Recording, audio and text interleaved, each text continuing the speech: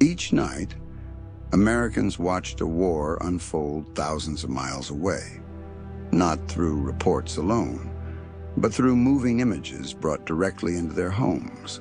For the first time, a distant conflict was no longer distant, and it raised questions about how far the United States should go to shape events beyond its borders. By the 1960s, the United States had become the most powerful nation in the Western world. Its economy was vast. Its military maintained bases across several continents.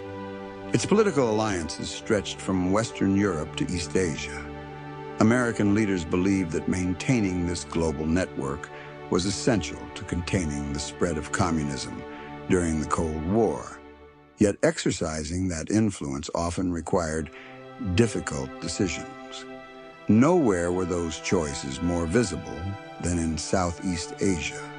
For years, the United States had supported the government of South Vietnam as it struggled against communist forces backed by North Vietnam. American advisors had been present in the region during the 1950s, but the scale of involvement began to grow during the early 1960s. Military planners in Washington feared that if South Vietnam fell, other nations in the region might follow. The concern became known as the domino theory, the belief that political instability in one country could trigger a chain reaction across neighboring states. After a series of confrontations in the Gulf of Tonkin, in 1964, the United States Congress passed the Gulf of Tonkin Resolution, giving President Lyndon B. Johnson broad authority to expand American military operations in Vietnam. The conflict soon escalated dramatically. By the late 1960s, hundreds of thousands of American soldiers were stationed in Southeast Asia. Combat operations intensified as U.S. forces attempted to weaken North Vietnamese and Viet Cong military networks. The war quickly became one of the most complex and controversial conflicts in modern American history. It unfolded in dense jungles and rural villages far from the United States, yet its consequences were deeply felt at home. Television news brought images of the war directly into American living rooms. Nightly broadcasts showed battlefield reports, troop movements, and the growing human cost of the conflict.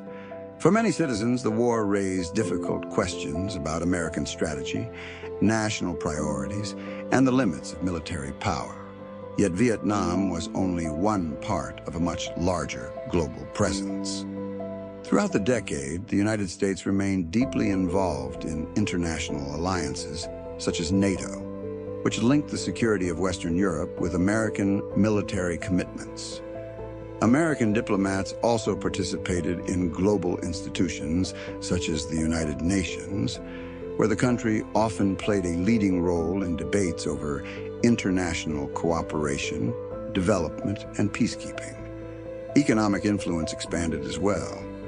American businesses invested in markets around the world, while foreign aid programs supported infrastructure projects and development initiatives in emerging nations.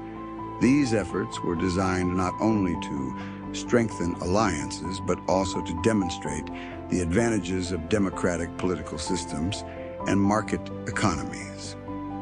For many Americans, this global role became a source of pride.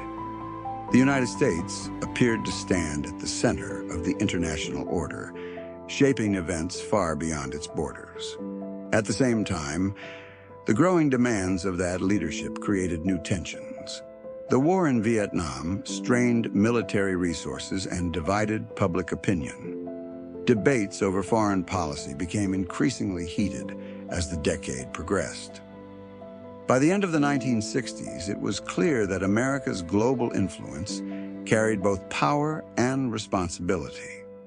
The nation remained deeply engaged in world affairs, but the costs of that engagement were becoming impossible to ignore.